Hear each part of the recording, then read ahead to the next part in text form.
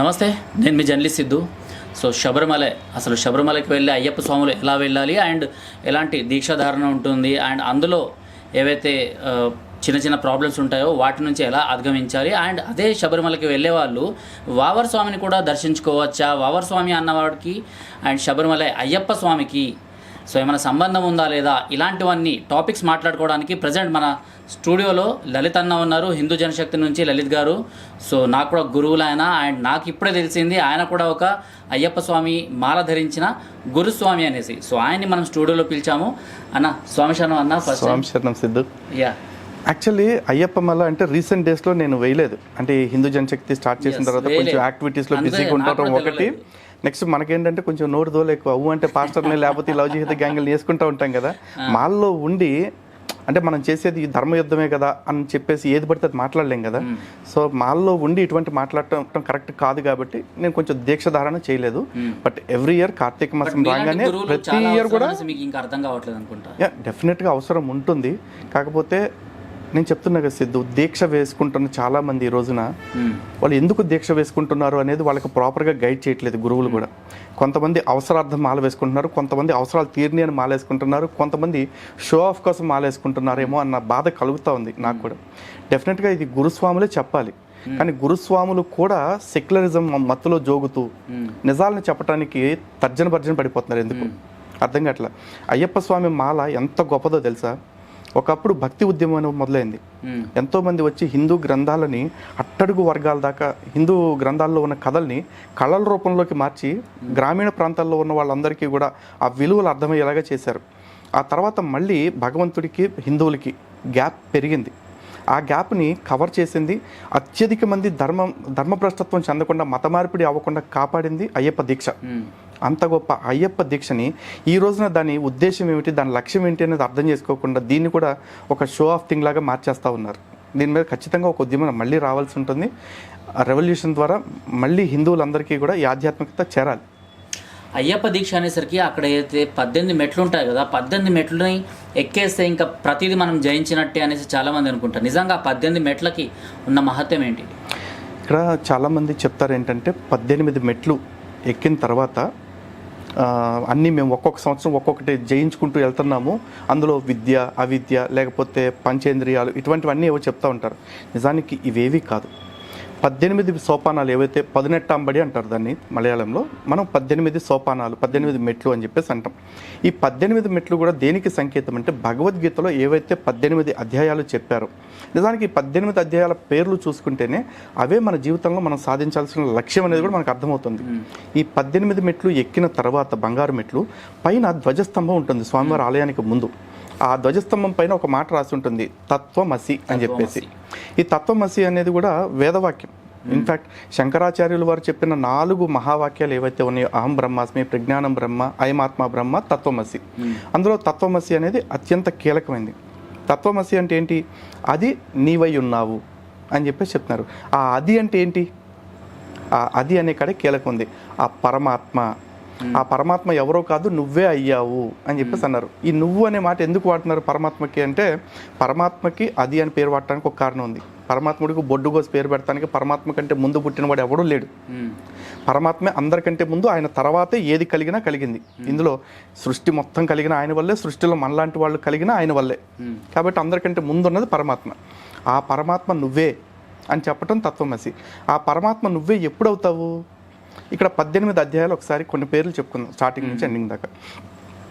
అందులో మొట్టమొదటిది అర్జున విషాద యోగం. ఈ అర్జున విషాద యోగం మొట్టమొదటి అధ్యాయం. మొట్టమొదటిసారి మాల వేసుకున్న వ్యక్తిని కన్నిస్వామి అని చెప్పేసి అంటారు, అంటే కొత్తగా మాల వేసుకున్న వ్యక్తి అని చెప్పేసి. నిజానికి అర్జున విషాద యోగం చూస్తే, యోగం అంటే మనకు మన వాడుక భాషలో మనకి ఎట్లా ఉంటుందంటే, యోగం అంటే దాని అదృష్టం కలిసి వచ్చిన అంటారు. అరే వాడికి ఏంట్రా చక్కగా యోగం పట్టింది, లాటరీ కట్టాడు, లేకపోతే వాడికి అదృష్టం పట్టింది, పదవి యోగం వచ్చింది, పదవి యోగం అని చెప్పేసి అంటారు. మరి విషాదం యోగం ఎట్లా అవుతుంది? ఏడుపు, బాధ, ఇది సంతోషం, ఇది అదృష్టం అని ఎప్పుడు అనుకోడు కదా. మరి అర్జున విషాద యోగం అని ఎందుకు పెట్టారు వ్యాసులు వారు? ఎందుకంటే భగవంతుడితోటి, అంటే భగవంతుడి నుంచి జ్ఞానాన్ని పొందే అర్హత అదృష్టం అప్పుడు అర్జునుడికి కలిగింది. ఎందుకంటే అర్జునుడు అప్పటికే కృష్ణుడితో చాలా క్లోజ్.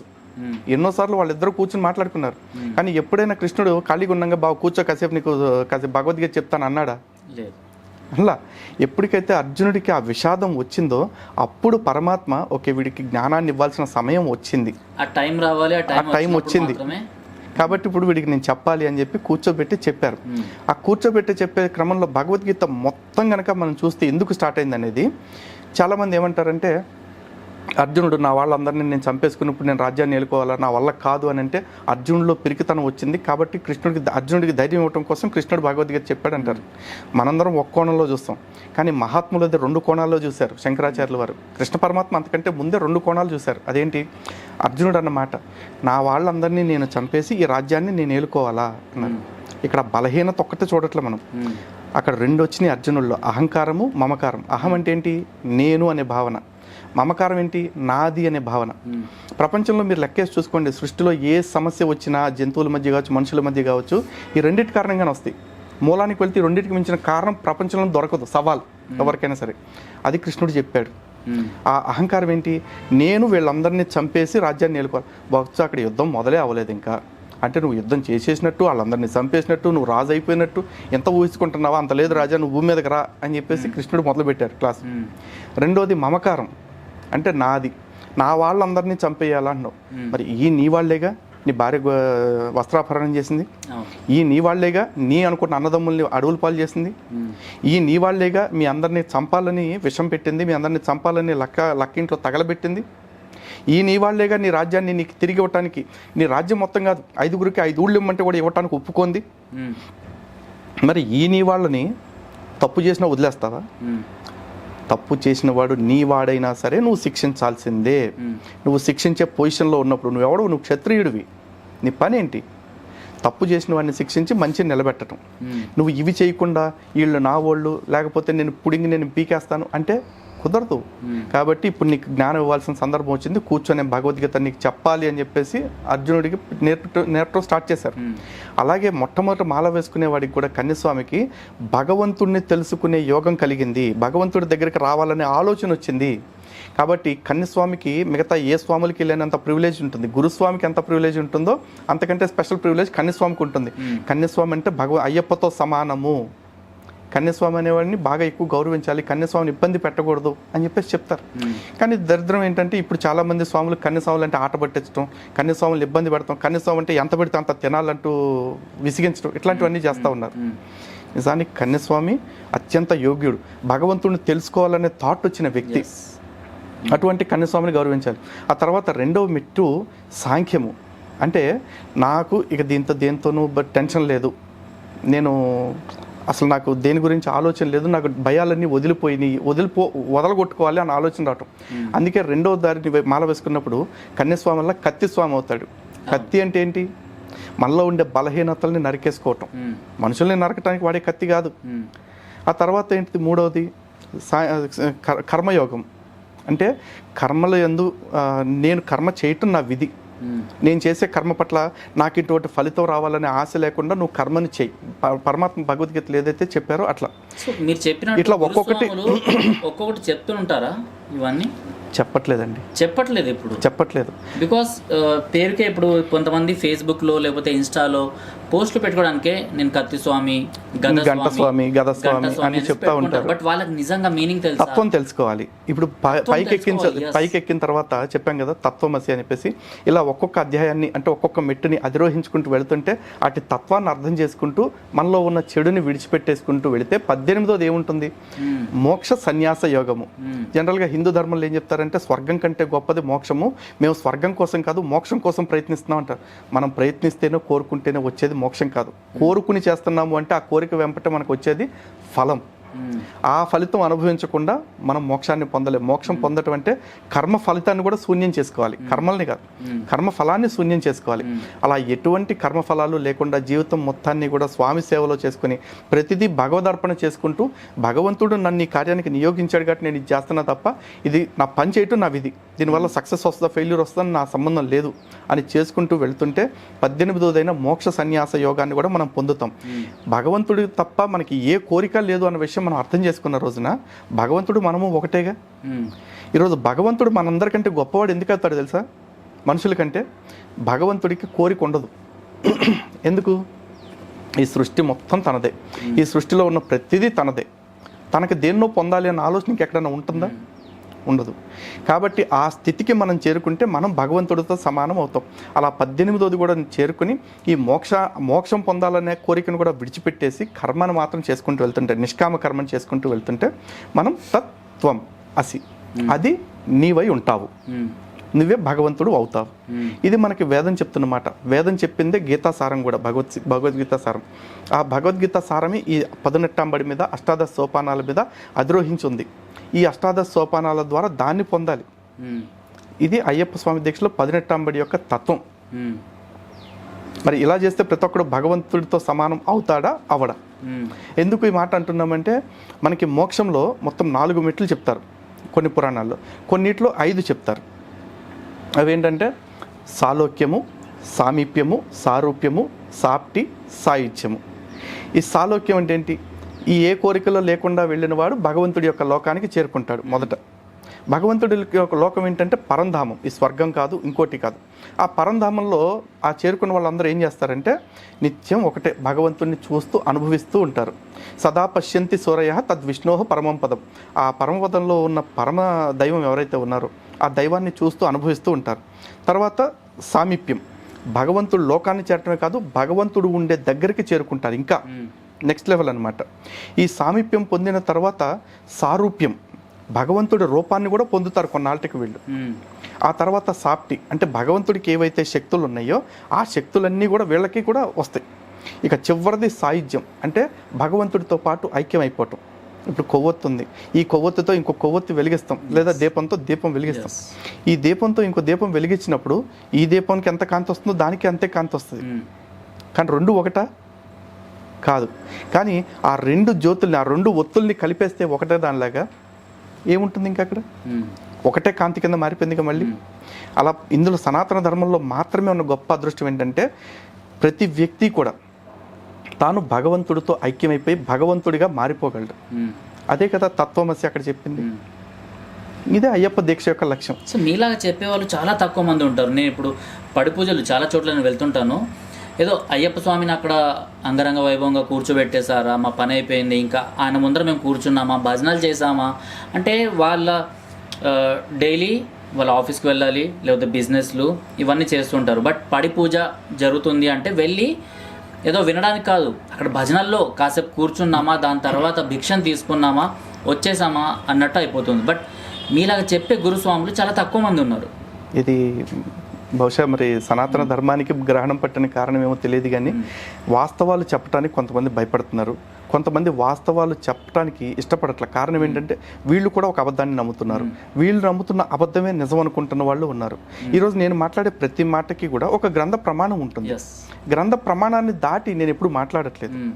నేను గురుస్వాముల్ని కోరుకున్నా, స్వాముల్ని కోరుకున్నా, గురువుల్ని కోరుకున్నా ఒకటే మాట, దయచేసి మీరు ఏది చెప్పినా కూడా గ్రంథాన్ని మేరకండి.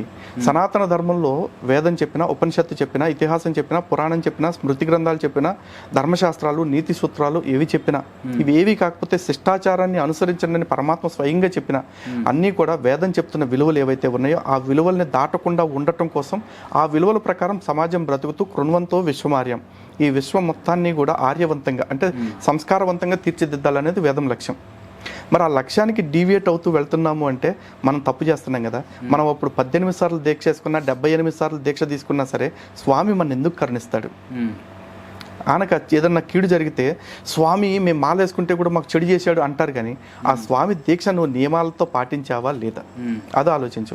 ఎందుకంటే మనం చేసుకునే కర్మలను బట్టి మనకు ఫలితం వస్తుంది, కానీ భగవంతుడు ఎప్పుడూ కూడా యెహోవాలాగాను అల్లాలాగాను మన టార్గెట్ చేసేసి ఇగో వీడు నన్ను సరిగ్గా దండం పెట్టలేదు కాబట్టి వాళ్ళు వీడి సంగతి చెప్తాను, వీడి కూతుర్ని కొడతాను, వీడి పెళ్ళాన్ని కొడతాను, వీడి కొడుకుని కొడతానని చెప్పి అండు. మన హిందూ గ్రంథాల్లో అట్లా వెంజెన్స్ తీర్చుకునే దేవుళ్ళు లేరు అసలు. No spiritual vendetta, no political vendetta. ఇప్పుడు సివిల్ డ్రెస్లో ఉన్నారు అండ్ ఒక గురుస్వామి కాబట్టి మిమ్మల్ని ఒక క్వశ్చన్ అడుగుతున్నా. ఈ వీడియో ఒకసారి చూడండి.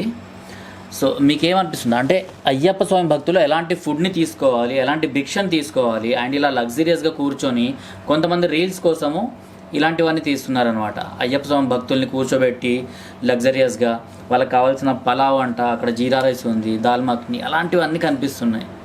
సో ఇలాంటి భిక్ష తీసుకోవచ్చా? రీల్స్ కోసము ప్లస్ ఏంటంటే ఇదిగో పక్క మతాల వాళ్ళు మాకు ఎంత మంచిగా చూసుకుంటున్నారో అని చెప్పడం కోసం తప్ప వేరే రీజన్ ఏమి లేదు దీని వెనకాల. నిజంగా అయ్యప్ప స్వాములకి చెప్పబడింది నియమాలతో కూడి, అసలు మాల అంటే నియమాలతో కూడుకున్నది, సింపుల్గా చెప్తున్నాను. ఇందులో చాలామంది ఎగ్జామ్షన్స్ తీసుకుంటారు. అనారోగ్యంతో ఉన్నవాళ్ళు కాస్త మంచం మీద పడుకోవచ్చు, లేదా పరుపేసుకోవచ్చు. అనారోగ్యంతో ఉన్నవాళ్ళు వేడి నీళ్ళ స్నానం చేయొచ్చు. ఇట్లాంటివన్నీ కూడా నిజంగా ఇవి ఈరోజు మన బలహీనతలను ఆధారంగా చేసుకుని తీసుకున్న ఎగ్జామ్షన్సే తప్ప దీక్ష చేస్తున్నాము అంటే దెర్ ఇస్ నో ఎగ్జామ్షన్స్. ఎందుకంటే సుఖంగా చేస్తూ సుఖపడుతూ చేసేదానికైతే దీక్ష అనే పేరు అక్కర్లా. అప్పుడు బ్లాక్ యూనిఫామ్ మాత్రం ఎందుకు ఇంకది? మనం సుఖపడుతూ చేసేది కాదు, మనకి కష్టంగా ఉన్నా సరే మనం ఇష్టపడి చేసేదాన్ని దీక్ష అనుకోవాలి. మనం సుఖపడుతూ చేసేదాన్ని దీక్ష అనకూడదు. అండ్ ఇటువంటి రాజసిక ఆహారం అంటారు దీన్ని, లేదా తామసిక ఆహారం అని చెప్పేసి అంటారు. ఇటువంటి రాజసిక తామసిక ఆహారానికి అదే రాజసిక ఆహారానికి తామసిక ఆహారానికి సనాతన ధర్మంలో ఈ దీక్షలో ఎటువంటి స్థానము లేదు అసలు. అండ్ ఇంకోటి, వాళ్ళు భోజనం చేస్తూ చక్కగా కుర్చీల్లో కూర్చొని టేబుల్స్ మీద పెట్టుకుని తింటున్నారు. భోజనం చేసే సమయంలో అవయవ లోపం ఉన్న వాళ్ళు తప్ప ఎవరైనా సరే కింద కూర్చోవలసిందే. అది కూడా ఒట్టి నేలపైన కాదు, కింద ఏదైనా దర్భ చాప కానీ లేకపోతే చాప కానీ, కనీసం ఏమి లేకపోతే దుప్పటి కానీ ఏదో ఒకటి వేసుకుని కూర్చోవలసిందే. ఒట్టి నేలపైన కూర్చొని తినకూడదు. మామూలు అతిథులకైనా సరే ఇంటికి వచ్చిన వాళ్ళకి మనం ఒట్టి నేలపైన కూర్చోపెట్టకూడదు. ఇది క్లియర్. రెండోది, దీక్షదారులు ఈ పైన అంగవస్త్రం ఏదైతే ఉంటుందో షర్ట్ అంటాం కదా, ఆ షర్ట్ కానీ కండువా కానీ మెడలో వేసుకుని ఆహారం తినకూడదు, భోజనం స్వీకరించడానికి వీల్లేదు. అదేవిధంగా ఆహారం తినే ముందు కంపల్సరీ హారతి ఇచ్చుకోవాలి. ఇక్కడ ముద్రమాలలో ఏదైతే స్వామి ఉంటారో ఆ స్వామికి కూడా హారతి ఇచ్చుకుని, హారతి ఇచ్చుకున్న అనంతరమే మనం తీసుకోవాలి. ఇక్కడ అలాంటిది ఏం కనిపించట్లేదు, అది ఏం లేదు, అంగవస్త్రం తీయట్లేదు. అండ్ మీరు చెప్పారు కదా సింపుల్, అది షో. అయ్యప్ప స్వామి ఆ హోటల్లో కూడా కూర్చోబెట్టలేదు అనుకుంటా. అలాంటి హోటల్లో కూర్చొని ఏదో రీల్స్ కోసం వాళ్ళు పిలిచారు, వీళ్ళు వెళ్ళిపోవడము, పక్క మతస్థులు వాళ్ళు పిలిచారు కదా మనం గంగా జమున తహజీబ్లకు చూపెడదామని. ఇదో పెద్ద బూత్ సిద్ధు, అసలు గంగా జమున తహజీబ్ అనేది పెద్ద బూత్. ఎందుకంటే ఇప్పుడు మామూలుగా అయ్యప్ప దీక్షలో ఉన్న వాళ్ళకి భోజనం చేయాలంటే స్త్రీలు కూడా ఆ టైంలో నెలసరిలో లేని వాళ్ళు అయి ఉండాలి. వాళ్ళు శుభ్రంగా ఆ రోజు తలస్నానం చేసుకుంటారు. దీక్ష పట్టినా కూడా మన తల్లిని మన చెల్లిని మాతానే అంటాం. మాత అంటాము. వాళ్ళని కూడా డిస్టెన్స్ మెయింటైన్ చేస్తాం, డిస్టెన్స్ మెయింటైన్ చేసి మనం ఇంకెక్కడ టెంపుల్ పడుకోవడమో లేకపోతే వేరే ప్లేస్ లో పడుకోవడమో ఇలాంటివన్నీ. నేను గతంలో కూడా ఒక వీడియోలో మాట్లాడుతూ, ఇదిగో కొంతమంది స్వాములు మాల వేసుకుని వాళ్ళ భార్యల్ని కావచ్చు లేకపోతే ఇంట్లో ఆడవాళ్ళని కావచ్చు బైకుల మీద ఎక్కించుకుని తిప్పుతూ ఉంటారు. అది అంత చేయదగిన పని కాదు. గత్యంతరం లేకపోతే ఇక మీ ఇష్టం అండి, కానీ శాస్త్ర ప్రకారం దీక్ష నియమాల ప్రకారం అయితే చేయకూడదని ఒక మాట అన్న. దానికి చాలా మందికి బాధపడిపోయారు, చాలా మంది కోపం వచ్చేసింది. వాళ్ళు ఏమంటారు, మా ఇళ్లలో పరిస్థితులు మీకేం తెలుసు అది ఇదంట. మీ ఇళ్లలో పరిస్థితులు నిజంగా నాకు తెలియదు, కానీ దీక్ష నియమాల పట్ల అవగాహన ఉంది కాబట్టి నేను చెప్తున్నాను. దీక్ష పరిస్థితులు తెలుసుకోవాలి కదా. ఎందుకంటే మన ఇష్టం ప్రకారం అన్ని మార్చుకుంటూ వెళ్ళిపోతే కనుక దానికి దీక్ష అనే పేరు అక్కర్లేదు. జస్ట్ దానికి అది షో ఆఫ్ కింద తీసుకోవాల్సి ఉంటుంది. జస్ట్ లైక్ ఇప్పుడు రీల్స్ కోసం ఎట్లా అయితే చక్కగా సోఫాల్లో కూర్చొని చక్కగా టేబుల్స్ మీద పెట్టుకుని పెంగాణి ప్లేట్స్లో కూర్చొని తింటున్నారో అట్లాగే ఉంటుంది. లేదు కదా. అంటే నేను చూసిన ఏవైతే దీక్షలు ఈ మాలలు పట్టిన వాళ్ళు ఉంటారు కదా స్వాములు, వాళ్ళందరూ అందులో ధనిక పేద అనేసి తేడా లేకుండా అందరూ ఒకే వరుసలో కూర్చొని తింటారు. బట్ ఇక్కడ అందరికీ అంటే లగ్జరీస్ గా కూర్చోబెట్టేసి ఆ సీటింగ్ కూడా మీరు చూసి ఉంటారు. అండ్ అంటే ఆడవాళ్ళకి వండేవాళ్ళు కూడా ఎంతో నిష్టతో వండుతారు. వాళ్ళకి వడ్డించేటప్పుడు కూడా చాలా జాగ్రత్తగా ఉల్లి వెల్లుల్లి లేకపోతే మసాలాలు ఇట్లాంటి పదార్థాలు తగలకుండా వండి పెడతారు స్వాములకి. సో వీళ్ళకి చక్కగా షో ఆఫ్ స్వాములు తెలిసిపోతా ఉంది. కానీ ఈ షో ఆఫ్ స్వాముల గురించి మాట్లాడుతున్నాం కదా ఇప్పుడు, మన మీద కూడా చాలా మంది విరుచుకుపడితే కామెంట్లు పెడతారు, ఎందుకంటే యథార్థవాది లోక విరోధి. కానీ ఇక్కడ రెండు విషయాలు గుర్తుపెట్టుకోవాలి సనాతన ధర్మంలో. సనాతన ధర్మం అంటేనే ఇది. మనకి ఇక్కడ ఇష్టం లేకపోవటం, అంటే ఇష్టాలకి ప్రయారిటీ ఎక్కడ ఉండదు. ధర్మమా అధర్మమా ఈ రెండు మాత్రమే చూసుకుంటాం. ఇష్టాలు చూసుకుంటే మనకి చాలా ఇష్టాలు ఉంటాయి. మనకు నచ్చుతుంది కదా అని చెప్పి ఏది పడితే చేయకూడదుగా. మనకి ఏది ధర్మమో ధర్మశాస్త్రం ఏది చెప్పిందో దాని ప్రకారం మనం చేసుకుంటూ వెళ్ళాలి. ఇదే దీక్ష యొక్క గొప్పతనం. దీన్ని సాధించడం కోసమే 40 రోజులు, సంవత్సరంలో మీరు 365 రోజులు ఇట్లాగే బతకమని చెప్పట్లేదుగా. 40 రోజులు ప్రాక్టీస్ చేయండి. అన్నీ ఒకసారి వచ్చేవిగా. ఒక సంవత్సరం కొన్ని లక్షణాలు అలవాటు చేసుకోండి, రెండో సంవత్సరం ఇంకొన్ని లక్షణాలు అలవాటు చేసుకోండి. మొదటి సంవత్సరం అబద్ధాలు చెప్పడం మానేయండి, రెండో సంవత్సరం ఏది పడితే తినటం మానేయండి, లేదా రెండో సంవత్సరానికి అయితే మూడో సంవత్సరానికి మానండి. 40 రోజులు మానిన మీరు మిగతా 300 రోజులు మానలేరా? ఈ 40 రోజుల అభ్యాసం దేనికంటే మిగతా రోజులు కూడా మానగలిగి ఉండొచ్చు అని చెప్పడం కోసమే. ఇప్పుడు కాళ్ళకి చెప్పులు తీసేయమంటారు, నువ్వు కాళ్ళకి చెప్పులు లేకుండా తిరుగుతుంటే అయ్యప్ప స్వామికి ఏం బెనిఫిట్? ఏమీ లేదు. 40 రోజులు నువ్వన్నా సరే కొంచెం అట్లా బేర్ ఫుట్తో నడవటం అలవాటైతే నువ్వు ఏదైతే సుఖాలకు అలవాటు పడిపోతున్నావో ఆ సుఖాలు నీకు ఎల్లకాలం ఉండొచ్చు, ఉండకపోనువచ్చు. ఉన్నప్పుడు అనుభవించు కాదంటలా, లేని రోజున దానికి కూడా సిద్ధపడి ఉండు.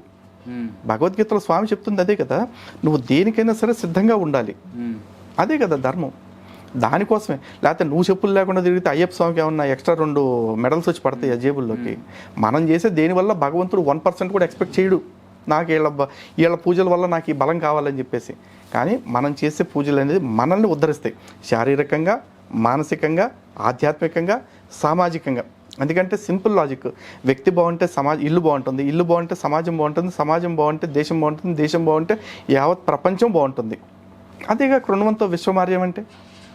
లోకా సమస్త సుఖినో భవంతికి ఇంతకంటే గొప్ప మార్గం ఇంకోటి ఏదైనా చూపించమనండి. ఇది అయ్యప్ప స్వామి దీక్ష తత్వం. తత్వం అనే పదంలోనే అదే ఉంది. తత్ అంటే అది, త్వం అంటే నేను. దానికి మనకే ఉన్న సంబంధమే తత్వం. అది తెలుసుకోవాలి. సో ఇందాక మీరు మాట్లాడుతూ గంగా జమున తేజీబ్ అనేది ఒక భూత పదం అనేసి అన్నారు. ఇప్పుడు సో దానికి తగ్గ గంగా జమున తేజీబ్ భూత పదం కాకపోతే హిందూ ముస్లిం యొక్క సఖ్యత గురించి చెప్పడానికి గంగా జమున తహజీబ్ అంటారు. గంగమ్మ ఎవరికి పుణ్యనది? హిందులో.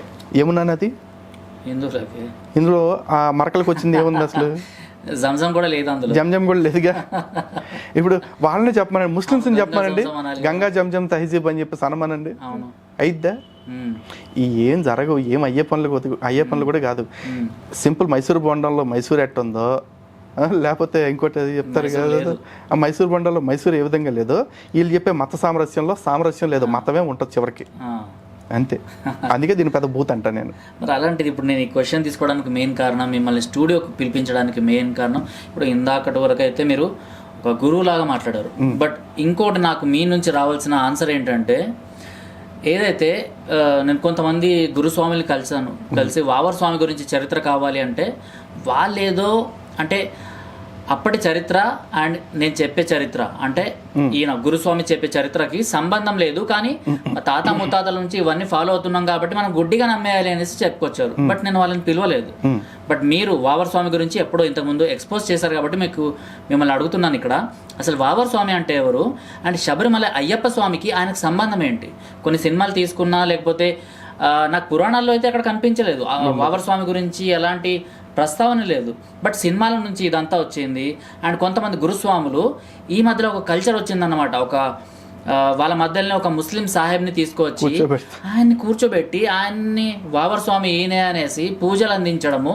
అయ్యప్ప స్వామికి పూజలు చేస్తున్నారంటే ఓకే, అక్కడ చేయాలి, మనము ఆ ధర్మాన్ని మనం పాటిస్తున్నాం కాబట్టి. బట్ ఏం సంబంధం లేని ఒక అతను ఎవరో నాకు తెలియదు, బట్ తీసుకొచ్చి కూర్చోబెట్టిండ్రు, అతను టోపీ పెట్టేసిండ్రు, అల్లా అనేసి పాటలు పాడుతున్నారు, ఇలాంటివన్నీ జరుగుతున్నాయి. అసలు ఈ వావర్ స్వామి కథ ఏంటి?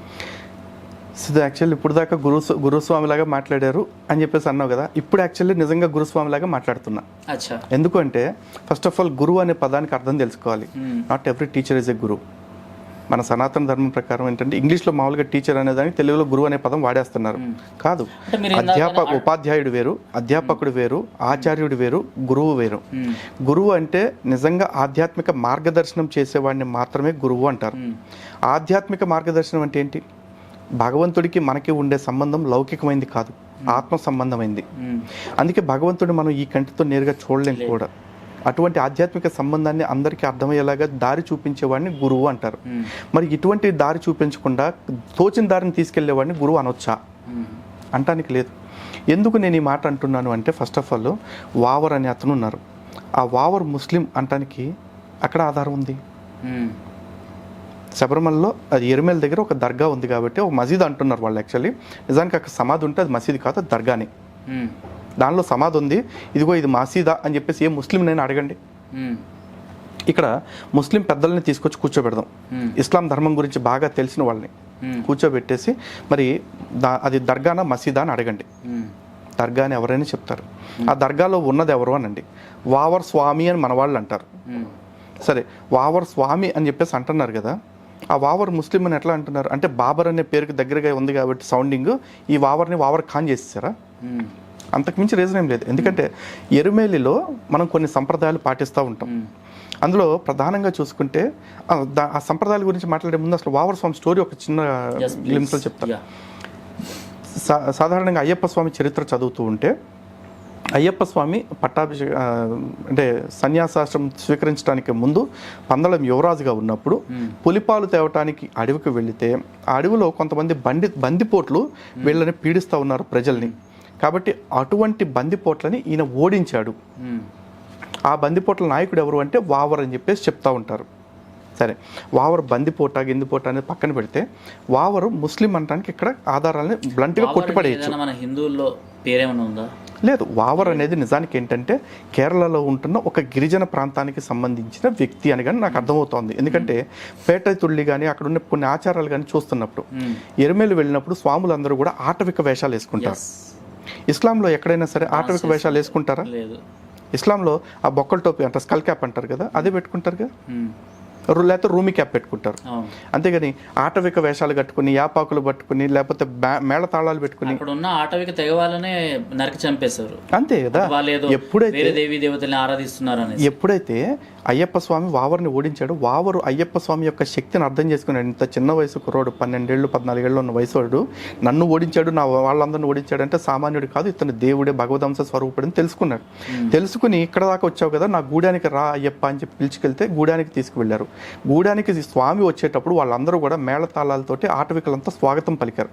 అక్కడికి వెళ్ళిన తర్వాత స్వామిని ఆనందింప చేయడం కోసం వాళ్ళ ఆనందంతో నృత్యం చేశారు. ఆ నృత్యమే పేటై తుళ్ళి. అదేవిధంగా స్వామికి అక్కడ వాళ్ళందరూ కూడా ఆహారాన్ని తీసుకొచ్చారు, సద్ది, వాళ్ళకి ఆ అడవిలో ఏవైతే లభ్యమవుతాయో అవి. ఈ రోజు కూడా తమిళనాడు కేరళకు సంబంధించిన భక్తులు కనుక చూస్తే, అంటే ఆంధ్ర తెలంగాణ నుంచి వెళ్ళే వాళ్ళు చేయరు, అక్కడ పేటతుళ్ళి ఆడే ముందు పేటై కొంబు అని ఒక ఆచారం ఉంటుంది. ఒక కావిడ ఒక కర్రకి మధ్యలో ఒక మూట కట్టి దానిలో కూరగాయలు దుంపలు అన్ని పెట్టి ఆ దర్గాలోకి తీసుకెళ్లి ప్రసాదం కింద సమర్పిస్తారు. అసలు నైవేద్యాలు సమర్పించడం ఏ దర్గాలో అయినా చూసావా? ఏ మసీదులో అయినా చూసావా? లేదుగా. పేటైతుళ్ళి అని చెప్పేసి నాట్యం చేస్తూ ఉంటారు, స్వామి దింతన తోం తోం అయ్యప్ప దింతక తోం తోం అని చెప్పేసి. మరి ఇట్లాంటి నాట్యాలు లేకపోతే ఇట్లాంటి మేళతాళాలు మసీదుల్లో ఎప్పుడైనా దర్గాల్లో ఎప్పుడైనా చూస్తామా? లేవు. ఇవన్నీ కూడా అక్కడి గిరిజన సంప్రదాయాలు. సో దీన్ని బట్టి మనకు అర్థమవుతుంది ఏంటి, వావర్ స్వామి అని ఆయన ఒక గిరిజనుడు, స్వామి యొక్క భక్తుడిగా మారాడు. స్వామి యొక్క భక్తుడిగా మారిన వ్యక్తిని కొన్ని కారణాల చేత ఆ తర్వాత బహుశా ఈ తురక రాజులు ఎవరైతే దేశంలో ఉన్న దేవాలయాలన్నింటినీ నాశనం చేస్తున్నారో అటువంటి దేవాలయాల్ని భారతదేశంలో కేరళ నుంచే మలబార్ కోస్ట్ నుంచే స్టార్ట్ అయింది. ఈ మలబార్ కోస్ట్లో ఎప్పుడైతే వాళ్ళు దేవాలయాల ధ్వంసం అనేది చేస్తున్నారో అటువంటి పరిస్థితుల్లో దేవాలయాలని కొన్ని కాపాడుకోవటానికి ఎయిదర్ ఈ స్టోరీని ట్విస్ట్ చేసి ఉండాలి, వావర్ని ముస్లింగా చేసి ఉండాలి, లేదా ఆ తర్వాత వచ్చిన ఈ కమ్యూనిస్ట్ ప్రభుత్వాలు ఎవరైతే ఉన్నారో వాళ్ళు ఇటువంటి ఒక స్టోరీని క్రియేట్ చేసి ఉండాలి. This is my assumption. But in reality waiver is definitely tribal. ఎందుకంటే అక్కడ ఆచారాలన్నీ మనకు కనపడతా ఉన్నాయి. కానీ ఈ ట్విస్టెడ్ ఫ్యాక్ట్స్ ఏవి మనకి చెప్పకుండా మన వాళ్ళందరినీ తీసుకెళ్లి దర్గా చుట్టూ ప్రదక్షిణ చేసి తీసుకొస్తా ఉన్నారు. ఇక్కడ చాలా పెద్ద దర్గా కట్టేశారు. నిజానికి ఎరుమేలు ప్రతి కన్యస్వామి వెళ్ళాలి. కారణం ఏంటంటే కొండపైన ఉన్న అయ్యప్ప స్వామి యోగమూర్తిగా పట్టబంధం కట్టుకుని కూర్చుని ఉన్నారు పీఠం మీద ఆయన ఏకాంత వశంలో. కానీ అయ్యప్ప యొక్క మూల అవతారం ఏంటంటే అయ్యప్ప స్వామి కలియుగంలో రాక్షసుని చంపటం కోసం భగవంతుడిగా వచ్చారు. కానీ రావటానికి ముందు అయ్యప్ప స్వామి భూమిలో సృష్టిలో లేరా? ఉన్నారు. వారే ధర్మశాస్త్ర స్వామి. ధర్మశాస్త్ర అంటే ఏంటి? ధర్మాన్ని శాసించువాడు. ఈరోజు అయ్యప్ప స్వామికి పెళ్లిళ్ళు కూడా చేస్తున్నారు కొంతమంది. నిజానికి అయ్యప్ప స్వామి సన్యాసి, బ్రహ్మచారి, నిత్య బ్రహ్మచారి ఆయన. కానీ ఆయన భార్యల కింద ఎవరిని చూస్తున్నారు? పూర్ణ, పుష్కల అని చూపిస్తారు. ఈ ధర్మశాస్త్ర వారికి 2 భార్యలు, పూర్ణ, పుష్కల. ఆయనకి 3వ భార్య కూడా ఉంది. ఆ 3వ భార్యని ఈయన వివాహం చేసుకోవాలా. ఒక భక్తురాలే, ఆవిడే స్వయంగా ఈయన్ని వరించింది. ఆవిడ పేరు ప్రభ. ఈ పూర్ణ, పుష్కల ఇద్దరికి కలిపి ఒక సంతానం, ఆయన పేరు సత్యకుడు. ఈ స్టోరీ అంతా వింటుంటే నిజంగా దేవుడికి ఏంటి 3 పెళ్ళిళ్ళు ఏంటి, లేకపోతే ఆ భార్యలందరినీ వదిలేసి మళ్ళీ భూమి మీదకి అయ్యప్పగా బ్రహ్మచారిగా రావటం ఏంటి మనం అనుకుంటాం. ఇక్కడ భగవంతుడి పేర్లు ప్రతిదాని వెనకాల కూడా తత్వం ఉంటుంది. ధర్మశాస్త్ర అంటే ఎవరు? ధర్మాన్ని శాసించువాడు. ఆయనకి 2 భార్యలు, ఎవరు? పూర్ణ, పుష్కల. నిజంగా మనకి కూడా అది వర్తిస్తుంది. ఎప్పుడైతే మనం ధర్మబద్ధంగా జీవిస్తామో, మనం ధర్మాన్ని మీరకుండా జీవిస్తామో, మనకి జీవితంలో ఏది లభించినా కూడా పూర్ణంగా దొరుకుతుంది, సంపూర్ణంగా, పుష్కలంగా దొరుకుతుంది కదా. మన దగ్గర అన్ని పూర్ణంగా పుష్కలంగా ఉన్నప్పుడు సమాజంలో మన కీర్తి, దాన్నే ప్రభ అంటారు. మన ప్రభ వెలిగిపోతూ ఉంటుంది. అవును. ఆ ప్రభని మనం వెతుక్కుంటూ వెళ్ళం, మన వెతుక్కుంటూ వస్తుంది. ఆ మూడో భార్య ఎట్లయితే స్వామివారిని వెతుక్కుంటూ వచ్చిందో, కీర్తి కూడా మనం మంచి పనులు చేసుకుంటూ వెళ్తుంటే, ధర్మబద్ధంగా వెళ్తుంటే అది మన వెతుక్కుంటూ వస్తుంది. ఈరోజు సొసైటీలో లలిత్ కుమార్ అంటే గుర్తింపు, సిద్ధు అంటే గుర్తింపు ఉందంటే దేనికి కారణం? మనం ఏమన్నా సినిమా యాక్టర్లా, క్రికెటర్సా, లేకపోతే స్పోర్ట్స్ పర్సన్సా? ఏమీ కాదు. మనకి తోచింది ఏదో ధర్మానికి సంబంధించి 4 మాటలు నిజాయితీగా చెప్పుకుంటూ, నిజాయితీగా పనిచేసుకుంటూ వెళ్తాను. ఈ నిజాయితీ కారణంగానే మనకి ఇంత గుర్తింపు వచ్చింది. అలాగే ధర్మబద్ధంగా ఉండేవాడికి అన్నీ పూర్ణంగా పుష్కలంగా లభించడంతో పాటు బోల్డ్ కీర్తి వస్తుంది. ఇవన్నీ పుష్కలంగా ఉన్నప్పుడు, ఇవన్నీ సవ్యంగా జరుగుతున్నప్పుడు ఎవరికైనా సరే అబద్ధాలు చెప్పుకుంటూ మోసాలు చేసుకుంటూ బతకాల్సిన అవసరం వస్తుందా? రాదుగా. అలాంటప్పుడు వచ్చే ఫలితం ఏంటి? సత్యకుడు. మనకు వచ్చే ఫలితం కూడా అదే. అబద్ధం చెప్పే పని లేకుండా సత్యవంతమైన జీవితం గడిపే అవకాశం వస్తుంది మనకి. ఇది తత్వం. దీని వెనకాల ప్రతి దేవుడి అవతారం వెనకాల ఈ తత్వం ఉంది. కానీ మనకి ఇది ప్రాబ్లం ఏంటంటే ఇట్లా చెప్పం. మనం వీళ్ళకి కళ్యాణాలు చేయటం మీద, వాళ్ళకి తలంబరాలు పోయటం, తర్వాత భోజనాలు పెట్టుకు తినటం, వీటి మీద దృష్టి అయిపోతుంది. సో అటువంటిది ధర్మశాస్త్ర యొక్క తత్వం అక్కడ వెలిసింది ఎరిమేల్లో. ఇప్పుడున్న టెంపుల్లో ఎవరుంటారంటే కిరాత శాస్త్ర అంటారు. కిరాత శాస్త్ర అంటే కిరాతకుడు అని కాదు. కిరాతకులు అంటే గిరిజనులు, కిరాతులు అన్నది అంటారు. అడవిలో ఉండి వేట వృత్తిగా జీవించే వాళ్ళని. వాళ్ళందరూ స్వామిని ఆ రూపంతో కొలిచారు అప్పటి నుంచి.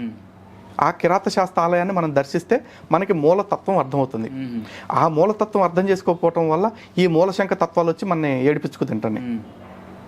ఇప్పుడు చెప్పండి, అక్కడ ఏముంది అసలు? దర్గాలో మనకు సంబంధం ఉందా? ఒకవేళ నిజంగా వీళ్ళు కాసేపు ముస్లిం అంటున్నారు కదా, కాసేపు ఒప్పుకుందాం. ఇది ఎప్పటికీ అయ్యే పని కదా, కాసేపు ఒప్పుకుందాం. ఒకవేళ కాసేపు నిజంగా ముస్లిమే అనుకుంటే వావర్ అయ్యప్ప స్వామి నిజమైన దేవుడు అని తెలుసుకున్న తర్వాత కూడా నువ్వు దేవుడివే, అల్లా కూడా దేవుడే అని చెప్పేసి అనుకుంటాడా? నేనైతే చెప్తున్నా, సృష్టిలో నేనే గనక ఒక రోజున అల్లా నిజమైన దేవుడు అని నాకు దర్శనం అయితే, ఆయన నిజమైన దేవుడు అని తెలిసిన తర్వాత మిగతా దేవుళ్ళు ఉన్నారని నేను ఒప్పుకోను. కారణం ఏంటి? ఇద్దరు సృష్టికర్తలు లేరు ఈ సృష్టిలో. ఉంటే గనక హిందువులకి 1 ఉంటే ముస్లింలకు 2 ఉండాలి తలకాయలు. లేవు కదా. మనకంటే వాళ్ళు ఏం గొప్పగా కొత్తగా లేరుగా, అందరికి ఒకేలా ఉన్నాం. అంటే సృష్టిలో సృష్టికర్త ఒక్కడే ఉన్నాడు. ఆ ఒక్కడు ఎవడు అనేది మన కళ్ళతో మనం చూడాల. అలాంటప్పుడు అయ్యప్పని స్వయంగా దేవుడు అని తెలుసుకున్న తర్వాత నువ్వు నీ గుళ్ళో ఉండు, నేను నా దర్గాలో ఉంటాను ఎందుకంటాడు వావరు? మనకున్న సెక్యులరిజం పైత్యం. ఈరోజు ఉదాహరణకి పోతులూరు వీరబ్రహ్మేంద్ర స్వామి ఉన్నారు. ఆయన దగ్గరికి సయ్యద్ అని చెప్పేసి ఒక ఆయన వచ్చేసి సనాతన ధర్మాన్ని స్వీకరించి సిద్ధి కోసం తపస్సు చేశారు. గురువారి ఆశీర్వాదం పొందారు. సిద్ధప్ప అంటారు, సిద్ధయ్య అని కూడా అంటారు. మరి ఆయన ఎప్పుడో సనాతన ధర్మాన్ని స్వీకరించేసి కడప నవాబు పిలిచి నాకు సలాం చేయంటే, నా సలాం స్వీకరించే యోగ్యత నీకు లేదు, నా గురువుకి తప్ప అని చెప్పేసి చెప్పాడు ఆయన. ఎందుకంటే ఆ టెస్ట్ చేద్దామని చెప్పేసి ఆ కడప నవాబు, అబ్బా నీ సలాం అంత గొప్పదా అని చెప్పేసి ఒక పెద్ద బండను తీసుకొచ్చి దీనికి సలాం చేయంటే, సలాం చేస్తే బండ బళ్ళుని బయలుపోతుంది. అంత గొప్ప గురుభక్తి కలిగిన వ్యక్తి.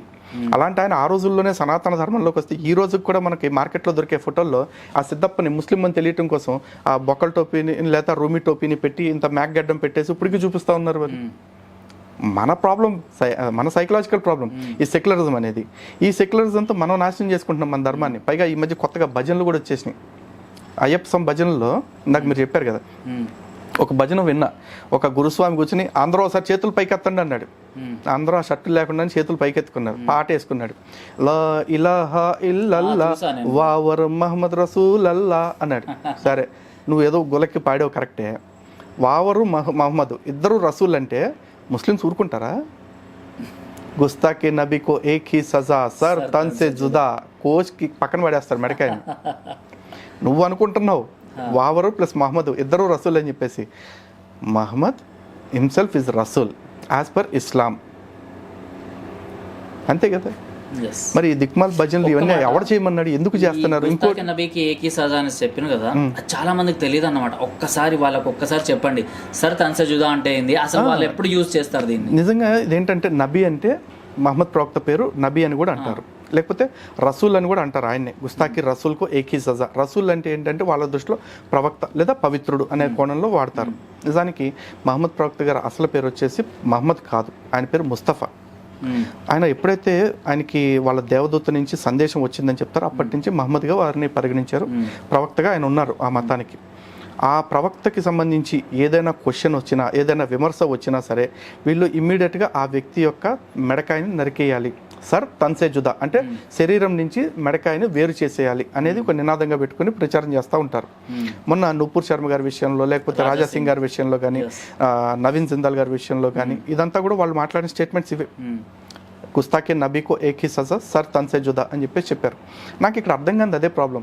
ఈరోజు కృష్ణుడికి సంబంధించి కృష్ణుడికి 16,000 మంది భార్య ఉపపత్నులు, లేకపోతే 8 మంది భార్యలు, ఇట్లాంటి మాటలు మాట్లాడారు అనుకో, మనం ఎప్పుడు కూడా రాయ్ మా కృష్ణుడిని అంటాము నేను చంపేస్తాం అని మనం అనం. ఎందుకంటే వీ హ్యావ్ ఏ ఆన్సర్, మన దగ్గర సమాధానం ఉంది కాబట్టి సమాధానం చెప్తాం. అదే ప్రవక్త గురించి ఏదైనా క్వశ్చన్ చేశారనుకోండి, ఈ నూపూర్ శర్మ గారు అడిగినట్టు, రాజా సింగ్ అడిగినట్టు, వాళ్ళు సమాధానం చెప్తాం అంటారు, చంపేస్తామంటారు. ఎందుకు? మళ్ళీ సమాధానం ఉంటే సమాధానం చెప్తారు. వాళ్ళు సమాధానం చెప్పకుండా చంపేస్తాం అంటున్నారంటే లాజిక్ జనం అర్థం చేసుకోవాలి. సో ఇప్పుడు అలాంటి మతానికి సంబంధించిన ప్రవక్తని, అయ్యప్ప స్వామిని దేవుడిగా అంగీకరించిన వ్యక్తిని ఒకే ఘాటిని కట్టి మనం చూద్దాం? లేదుగా. నిజంగా ఒకవేళ వావర్ స్వామి మీద మీకు అంత భక్తి ఉంటే, ఏ విధంగా అయితే కొండపైన అయ్యప్ప స్వామికి ద్వారపాలకులుగా ఇటు కరుప్ప స్వామి, ఇటు కడుత్త స్వామి ఉన్నారు, అలాగే క్షేత్రపాలకుడిగా వీరభద్ర స్వామి ఎలా అయితే ఉన్నారో కొండపైన, ఏ విధంగా అయితే స్వామి వెనకాల మాళిగపురత్తం ఉన్నారో, ఏ విధంగా అయితే స్వామివారి ఆలయం వెనకాలే కన్నిమూల గణపతి ఉన్నారో, అలాగే అదేవిధంగా నాగేంద్ర స్వామి ఉన్నారు, అలాగే వావర్ స్వామికి కూడా ఒక విగ్రహం పెట్టండి, గుడి కట్టండి. సపరేట్ దర్గా కట్టేసి ఇప్పుడు ఒక బిజినెస్ మోడల్ గా తయారైపోయింది. Dargah itself is business model. ఇక్కడే కాదు, ప్రపంచంలో ఎక్కడ దర్గా ఉన్నా బిజినెస్. ఇది నేను చెప్తున్న మాట కాదు, ముస్లిం దావా ప్రచారకుడు బ్రదర్ సిరాజ్ చెప్పిన మాట. దర్గా అనగా వీళ్ళు షిర్క్ కిందికి వస్తుంది కదా ఇస్లాం లో. అవును, షిర్క్ అనేసి అంటారు, అంటే షిర్క్ అంటారు. అవును, తప్పు అనేసి. అంటే ఇస్లాంలో ఎట్లా ఉంటుందంటే కొన్ని టర్మ్స్ ఉంటాయి. ఒకటి కాఫిర్, 2 షిర్క్, 3 ముర్తాడ్, ఇట్లాంటివన్నీ కూడా. కాఫిర్ అంటే ఏంటి? అవిశ్వాసి, అసలు అల్లాని నమ్మని వాడు ఏడు కాఫిర్. అందులో నువ్వు నేను అందరం వస్తాం. షిర్క్ అంటే ఏంటి? దైవానికి భాగస్వామ్యం కల్పించేవాడు. అంటే అల్లా దేవుడే, అల్లాతో పాటు వేరే వాళ్ళు కూడా దైవంతో సమానమైన వాళ్ళే అని చెప్పేసి మాట్లాడటం. అంటే పాలిథియిస్ట్స్, బహుదేవత ఆరాధకులు అంటారు. అందులో కూడా మళ్ళీ మనం వస్తాం.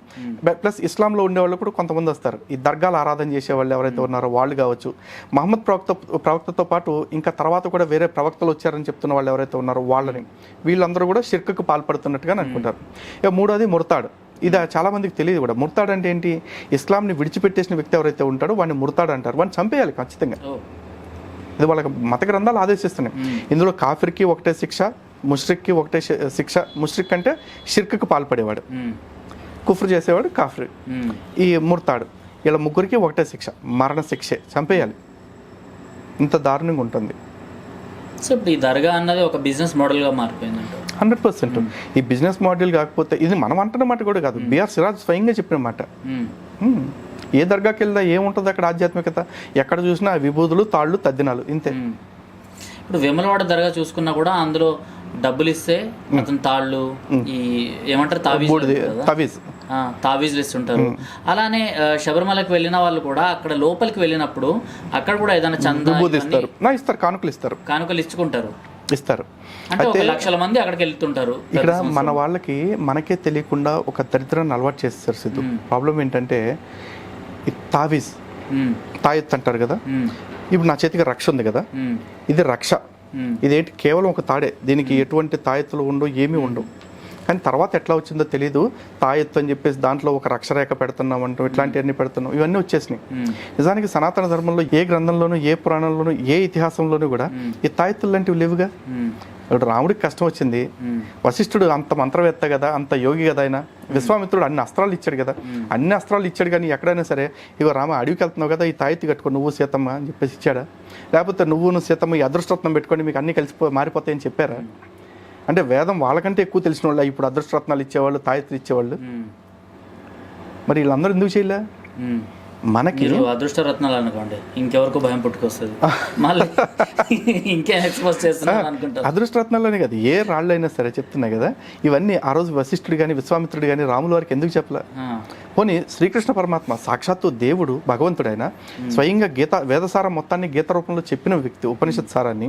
మరి ఆయన పాండవులకు కష్టం వచ్చినప్పుడు అక్షయపాత్ర ఇచ్చాడు కానీ అదృష్టరత్నమో లేకపోతే తావిజులో ఇవ్వలేదు కదా. ఎందుకంటే ఇవేవి జరిగే పనులు కాదు. మనిషికి కష్టాలు వస్తాయి, అవన్నీ చూశాను. మనకి కష్టాలు వస్తాయి, మనుషులం కదా, కష్టాలు మనుషులకే వస్తాయి. ఎందుకంటే ఎమోషన్స్ ఉన్నాయి కాబట్టి మనకి ఇది కష్టం అనుకుంటున్నాం. If there is no emotion, అది కష్టమే కాదు. చెట్లు ఉంటాయి, చెట్లను కొట్టేస్తున్నావు అంటే అది కూడా కష్టమే దానికి, కానీ దానికి చెప్పుకునే ఎమోషన్ లేదు కాబట్టి మనకి దాని కష్టం తెలియట్లేదు అంతే. ఆ కష్టం వచ్చినప్పుడు మనం ఆలోచించాల్సింది రాళ్ల కోసం తాళ్ల కోసం కాదు, ఆ కష్టాన్ని తీరే మార్గం కోసం అన్వేషించాలి. ఈ రోజు కూడా చాలా మంది ఏదైనా సమస్య రాగానే స్టేటస్లు ఎత్తుకుతారు, వాళ్ళు ఏం స్టేటస్ పెట్టాలని. సమస్య వచ్చినప్పుడు స్టేటస్లు కాదు ఎతకాల్సింది, సొల్యూషన్ ఎతకండి, దొరుకుద్ది అన్నిటికీ. సనాతన ధర్మం అంటేనే the biggest management subject, the biggest motivational subject. అలాంటి సనాతన ధర్మాన్ని కూడా తీసుకొచ్చి మూఢనమ్మకం కింద మార్చేసి ఇవన్నీ చెప్తా ఉన్నారు. దాంతో వీళ్ళందరూ దర్గాలకు వెళ్ళిపోయి అక్కడ సమాధుల మీద షుగర్ వేసుకుని నాకటం, దర్గాలకు వెళ్ళిపోయి అక్కడ తాళ్ళను కొట్టడం, తద్దినాలను కొట్టడం, పెట్టుకోవటం ఇవి వచ్చినాయి. ఆ తవీజ్లు ఓపెన్ చేసి చూడండి ఏముంటాయి దాంట్లో, ఏదో చిత్కాయితం ఏదో కింద రాసి పెడతాడు, లేకపోతే కొన్నిట్లో అయితే శుద్ధ పెట్టేస్తారు, కొన్నిట్లో అయితే ఒకటే క్లాత్ను 10 మడతలు చుట్టేసి ఇదిగో తావీజ్ అంటారు. తావీజుల వల్ల ఏమవుతుంది నేను చెప్తున్నా, ఎవరైనా సరే ఈ తాయెత్తు వల్ల లేకపోతే ఈ తావీజ్ వల్ల ఇది జరుగుద్ది అని నిరూపించండి నా దగ్గరికి వచ్చి. నేను హిందూనే, నేను అన్ని విశ్వాసాలు నమ్ముతా, నన్ను నమ్మించండి మరి వచ్చి. ఏది జరగదు. తావీజ్ అనేసరికి గుర్తొచ్చింది, నేను డిగ్రీ చదువుకునేటప్పుడు నా ఫ్రెండ్ ఉండేవాడు అబ్బాయి. సో వాడికి వాళ్ళ అమ్మాయి అంటే ముస్లిం అమ్మాయి, తను అబ్రాడ్ నుంచి వచ్చింది. సో అమ్మాయి ఒక తావీజ్ ఇచ్చింది అనమాట. నా భయానికి ఆ అబ్బాయి ఆ తావీజ్ కట్టుకునేవాడు కాదనమాట, నేను ఎక్కడ తిడతాను అనేసి. సో మాకు హిందూ అయిన కాబట్టి ఫస్ట్ నుంచి ఆ ఫీలింగ్స్ ఉన్నాయి, అంటే మన ధర్మం మన దేవుళ్ళు ఉండగా ఇంకా వేరే వాళ్ళ జోలికి ఎందుకు పోవాలి అనేసి. సో భయపడి కట్టుకోలేదు. ఒక టైంలో అతను పర్స్ చెక్ చేస్తున్నప్పుడు తావీజ్ కనిపించింది. ఏంద్రా ఇది అంటే, ఫలానా అమ్మాయి ఇచ్చింది, మరి ఏముంది అందులో ఎప్పుడైనా చూసినావా అంటే లేదు. నేను ఓపెన్ చేసి చూడాలా అంటే, ఆ అమ్మాయి లేదు కదా నువ్వు ఓపెన్ చేసుకో అన్నాడు. సరే సో ఓపెన్ చేస్తే షాక్ అన్నమాట. ఆ అబ్బాయి కూడా షాక్ అయిపోయాడు. అందులో ఏం రాసింది తెలుసా, yeah Allah give him Taufiq that as soon as possible ఇతను ఇస్లాంలో కన్వర్ట్ అవ్వాలి అనేసి అతనికి శక్తిని ఇవ్వాలి అంట. ఆ తావీజ్ పెట్టుకునేవాడు డిగ్రీ లాస్ట్ వరకు అలా పెట్టుకొని తిరుగుతున్నాడు. వాడికి తెలియదు అందులో అసలు ఏముందో అని. నిజంగా అది కట్టుకుంటే అలా శక్తులు ఏమైనా వస్తాయా అనేసి. ఏం రావు సిద్ధ, అసలు దానిలో ఏమైనా ఉంటే కదా. ఇప్పుడు దానిలో ఏదైనా శక్తి ఉంటే దానివల్ల నెగిటివ్ ఎనర్జీయో పాజిటివ్ ఎనర్జీయో ఏదో ఒకటి వస్తుంది అనుకోవచ్చు. దానిలో ఏమి లేనప్పుడు ఏమొస్తుంది. అండ్ మోరోవర్ ఇక్కడ వీళ్ళు చాలామంది మన దేవుళ్ళని విమర్శించే వాళ్ళు అటు వెళ్ళే వాళ్ళ గురించి అడుగుతున్నాను. సపోజ్ నీకే ఒక 4 రౌడీలు తరుముతున్నారు, ఇటు పక్కన ఒక AK-47 పట్టుకుని ఒక సోల్జర్ నిలబడి ఉన్నాడు, లేదా ఒక పోలీస్ నిలబడి ఉన్నాడు, ఇంకో పక్కన చక్కగా మంచం మీద అప్పుడే చచ్చిపోయిన శవం ఒకటి పడుకుని ఉంది. నువ్వు ప్రొటెక్షన్ కావాలంటే ఇటేపు వెళ్తావు, AK-47 సోల్జర్ ఇక్కడికే వెళ్తావుగా. మన దేవుళ్ళు అందరూ ఆయుధాలు పట్టుకుని అరే మేము ఉన్నదే నిన్ను కాపాడటానికి అని చెప్పేసి ఇంత భరోసా ఇస్తూ మన దగ్గర నిలబడితే మీ దేవుళ్ళందరూ మూఢనమ్మకాలు అంటారు. ఈ పక్కన శవం దుప్పటి కప్పుకుని పడుకుంటే మాత్రం ఆ శవం నన్ను కాపాడద్ది అని పోతున్నారు. ఇదేం కర్మ మనకి? సింపుల్ లాజిక్ కదా. అంతే.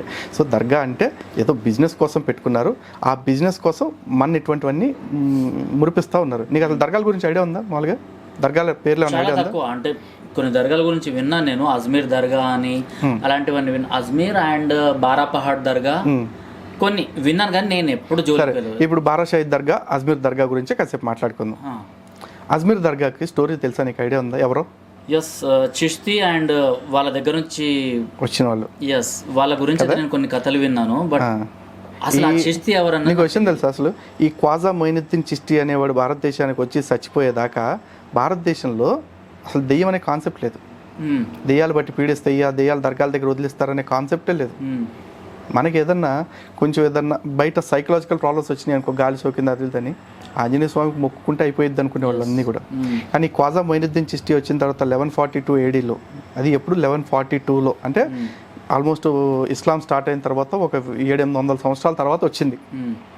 ఈ 700-800 సంవత్సరాల తర్వాత వచ్చిన ఈ కల్ట్లో ఖ్వాజా మొయినుద్దీన్ చిష్టి సమాధి అక్కడ దర్గా, అజ్మీర్ దర్గాలో ఉంది. మన రాజకీయ నాయకులు కూడా ఎగేసుకుంటే వెళ్ళిపోయి అక్కడికి చద్దర్లని లేకపోతే ఇంకోటని పంపిస్తూ ఉంటారు మొక్కుబళ్ళ కింద. ఆ ఖ్వాజా మొయినుద్దీన్ చిష్టి అనేవాడు చాలా పెద్ద ధార్మికుడు అని చెప్పేసి చెప్తారు. అసలు ఏందో భారతదేశానికి అసలు అతను వచ్చిన తర్వాత మనకు అద్భుతాలు జరిగిపోయినాయని మాట్లాడుతూ ఉంటారు. కానీ చాలా మందికి తెలియని ఒక డార్క్ ఫ్యాక్ట్ ఏంటి అంటే, ఖ్వాజా మొయినుద్దీన్ చిష్టికి సంబంధించిందే ఇంకో డార్క్ సైడ్ కూడా చెప్తారు. పృథ్వీరాజ్ చౌహాన్ మహమ్మద్ గజ్నీ తోటి 16 సార్లు యుద్ధం చేసి 16 సార్లు ఓడించి క్షమాభిక్ష పెట్టి వదిలేశాడు. అఫ్కోర్స్ ఆ క్షమాభిక్ష పెడతాం మంచి చెడ ఏదంటే దాని గురించి అది మళ్ళీ డిబేటబుల్ పాయింట్. కానీ 16 సార్లు గజ్నీని ఓడించిన పృథ్వీరాజ్ చౌహాన్ ఎంతో ప్రాణంగా ప్రేమించి వీరత్వంతో గెలుచుకుని తెచ్చుకున్న భార్య రాణి సంయోగిత అని కూడా అంటారు హిందీలో. ఆ రాణి సంయోగిత 17వ సారి ఖ్వాజా మొయినుద్దీన్ చిష్టి ఈ Mahmud Ghazni some internal operation ద్వారా ఎట్లా అయితే మొత్తానికి పృథ్వీరాజ్ చౌహాన్ ఓడించాడు. మరి 17వసారి పృథ్వీరాజ్ చౌహాన్ని కళ్ళు పొడిపించేసింది ఎవరు? ఆ గజనీయేగా. కళ్ళు పొడిపించేసిన తర్వాత ఆ గజని మరి ఏం చేశాడు? ఈ రాణి సంయుక్త ఎవరైతే ఉన్నారో పృథ్వీరాజ్ చౌహాన్ భార్య, ఆ భార్యని తను అనుభవించి ఆ తర్వాత ఈ ఖ్వాజా మొయినుద్దీన్ చిష్టికి దాసిగా ఇచ్చేశాడు. మరి ఒక అంతఃపుర కాంతని దాసిగా తీసుకున్నవాడు ఆ దాసిగా తీసుకుని ఏం చేశాడు? సెకండరీ. ఆయన్ని మొక్కుతున్నారు, ఇక్కడ మొక్కిపిస్తున్నారు మనందరి చేత కూడా, మనందరి చేత మొక్కిపిస్తున్నారు. ఎందుకు ఈ దరిద్రం మనకి? బారా షహీద్ దర్గా అంటున్నావు కదా, బారా షహీద్ దర్గాలో చూసుకుంటే కొంతమంది భారతదేశంలోకి తెలుగు రాష్ట్రాల్లోకి మత మార్పిళ్ళు చేయటం కోసం ఇస్లాం సమూహం వచ్చింది. దానిలో 12 మంది మత మార్పిళ్ళ పేరుతో ఆడవాళ్ళని, ఆ రోజుల్లో కూడా ఇప్పుడు ఎట్లయితే జిహాదీల పేరుతో లవ్ జిహాదీలు ఏడిపిస్తున్నారో ఆ రోజుల్లో కూడా ఆడవాళ్ళని బలవంతంగా అనుభవించడాలు, లేకపోతే మాయ మాటలతో మన దేవాలయాలను కూల్పించడాలు, ఇట్లాంటివన్నీ చేస్తుంటే కొంతమంది వీరులు, హిందూ వీరులు వాళ్ళకి ఎదురు తిరిగి వాళ్ళతో యుద్ధం చేసి వాళ్ళని నరికేశారు 12 మందిని. ఆ 12 మందిని నరికేసిన తర్వాత వాళ్ళ శవాలు కొట్టుకుని గుర్రం మీద పడేస్తే ఆ గుర్రాలు ఇక్కడ స్వర్ణాల చెరువు దగ్గరికి వచ్చి ఆగిన, నెల్లూరు దగ్గర.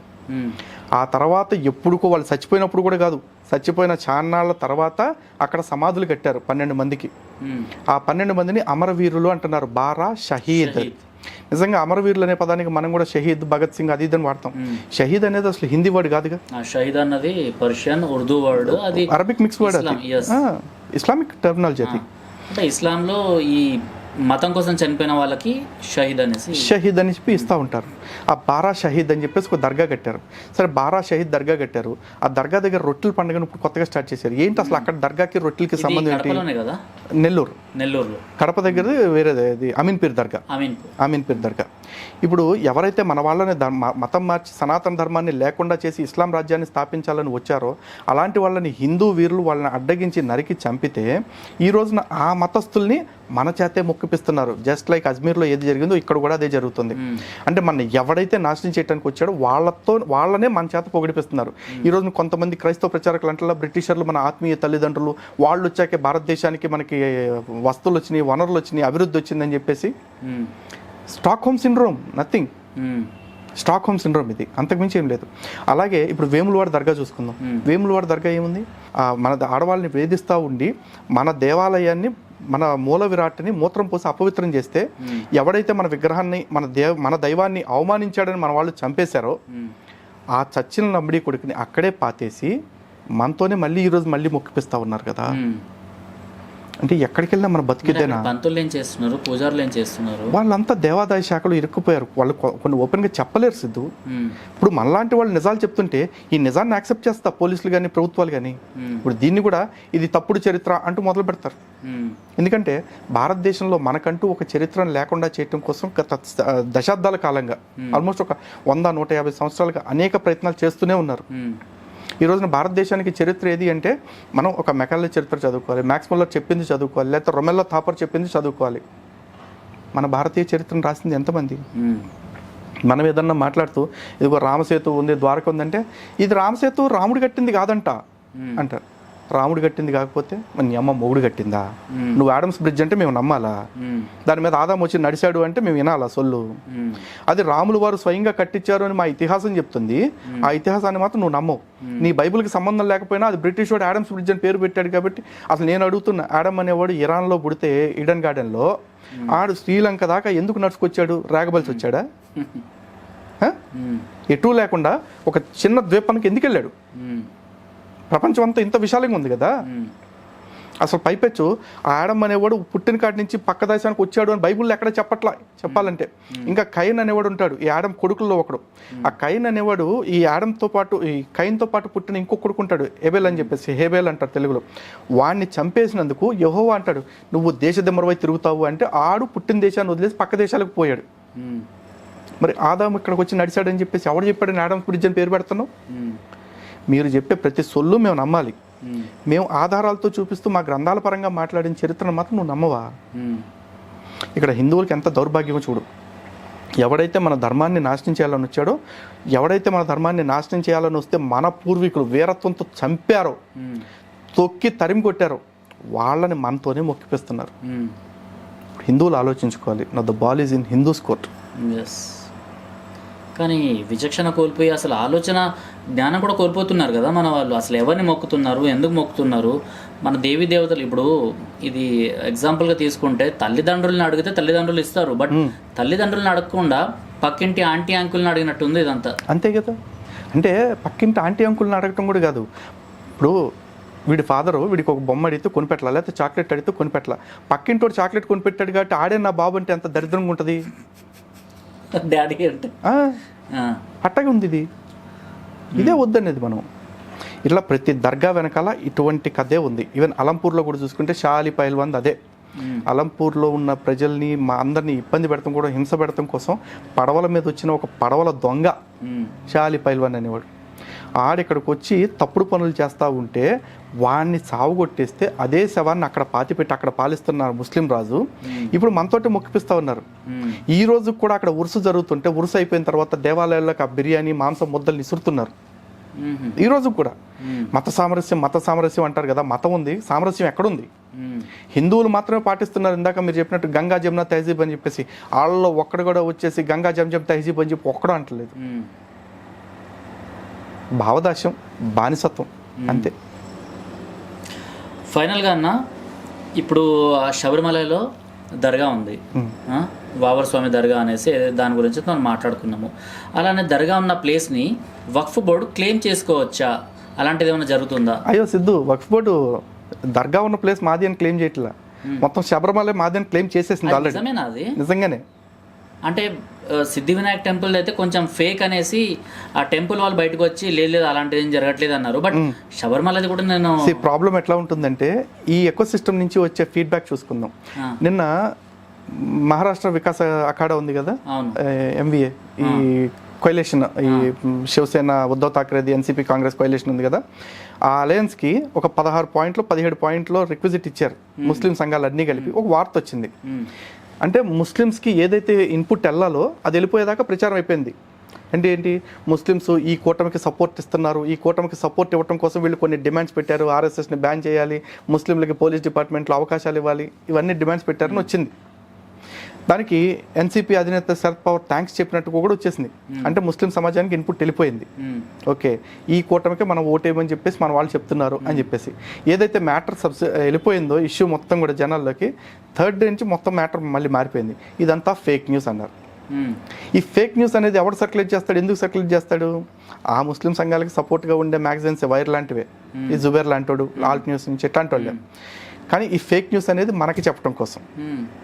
ఒరిజినల్ రియాలిటీ ఏంటంటే ఈ డిమాండ్లు చెప్పేశారు, ఆ డిమాండ్లు ఆఫ్ ద రికార్డు ఇచ్చేశారు వాళ్ళకి, వాళ్ళు కమిట్ అయిపోయారు. ఇది ముస్లిమ్స్కి చేరిపోయింది. ముస్లిం ఓట్స్ అన్నీ కూడా సాలిడ్గా ఆ అలయన్స్ ఏదైతే ఉందో వాళ్ళకి పడిపోతాయి.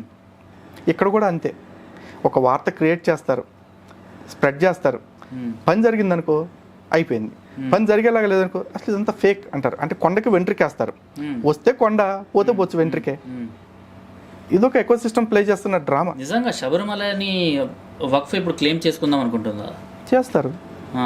అక్కడ దర్గా ఉంది కాబట్టి చేస్తారు. అసలు ఏ దర్గా లేని తిరుచెందూరు, తమిళనాడులో తిరుచెందూరు ఎప్పటిది? 1500 సంవత్సరాల క్రితం చోళులో పాండ్యులు ఎవరు కట్టించారని చెప్పి చెప్తున్నారు. ఇస్లాం పుట్టి 1400 సంవత్సరాలు. 1400 సంవత్సరాల క్రితం పుట్టిన మతం 1500 సంవత్సరాల నుంచి ఉన్న గుడి ఉన్న ఊరిని ఈ ఊరు మొత్తం మాదే వక్ఫ్ బోర్డుదే అని చెప్పేసి అంటుంది. ఎందుకు? 40 ఏళ్ళ నుంచి ఉన్న మ్యారిట్ హోటల్ని మాదే అని చెప్పి వెళ్ళలేదా? అంబానీ గారు ముచ్చటపడి కట్టుకున్నారు, అన్ని వేల కోట్లు పెట్టి, దాదాపు 10,000 కోట్లు 12,000 కోట్లు పెట్టి కట్టుకున్నారు. యాంటీలియా మాదే అని చెప్పేసి వస్తున్నారు. కట్టుకునేటప్పుడు కళ్ళు దొబ్బినాయా? సగం ఢిల్లీ వాళ్ళదే, అసలు మొత్తం ఇండియా మాదే అంటారుగా. బెంగళూరులో జైన్ కాలనీ అసలు వీళ్ళకి ఆస్తి, ఎంత ఆస్తి ఎక్కడి నుంచి వచ్చింది? నాకు డౌట్ ఏంటంటే వక్ఫ్ బోర్డుకి ఇంత భూమి రావడానికి కారణం ఏంటంటే ఎప్పుడైతే మైగ్రేషన్లో ఇండియా పాకిస్తాన్ డివిజన్ అప్పుడు ఇక్కడి నుంచి వెళ్ళిపోయిన ముస్లింల ఆస్తులు ఏవైతే ఉన్నాయో అవి ఇక్కడ ఎవరు హిందువులు స్వాధీనం చేసుకోవాలి. ఆ ముస్లిం ఆస్తులన్నింటినీ కూడా వక్ఫ్ బోర్డుకి ఇచ్చేశారు ఆ రోజున. మరి అలా పాకిస్తాన్ నుంచి కూడా దాదాపు కొన్ని లక్షల మంది హిందువులు వలస వచ్చేసారుగా భారతదేశానికి. అందులో మన ప్రధానమంత్రులుగా పనిచేసిన మన్మోహన్ సింగ్ గారు, వాజ్పేయి గారు, అదేవిధంగా అద్వానీ గారు, ఇట్లాంటి వాళ్ళందరూ కూడా పాకిస్తాన్ నుంచి వచ్చిన వాళ్ళే. మరి వాళ్ళందరూ ఆస్తులు కూడా అక్కడ ఏదైనా వక్ఫ్ బోర్డు లాగా, అక్కడ ఏదైనా టెంపుల్ బోర్డు, ఏదైనా హిందూ బోర్డు ఏదైనా పెట్టి అప్పచెప్పారా? ఎంత భూమి? అది కూడా చాలా మైనర్. మ్యాక్సిమం హిందూ భూములన్నింటినీ కూడా వాళ్ళు లాగేసుకున్నారు చాలామంది. ఈ రోజు కూడా యూజ్ చేస్తున్నారు.